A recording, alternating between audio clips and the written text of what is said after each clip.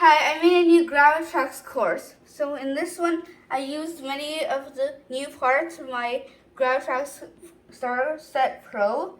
So I have the tall bricks, which help to build things high up. I have the zip line here, and it helps to cross large gaps. And then I have the cannon, which makes marbles go fast. 3, 2, 1, go.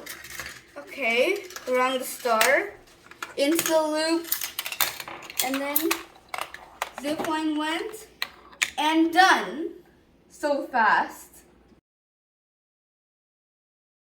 2, 1, go. Okay, around the star,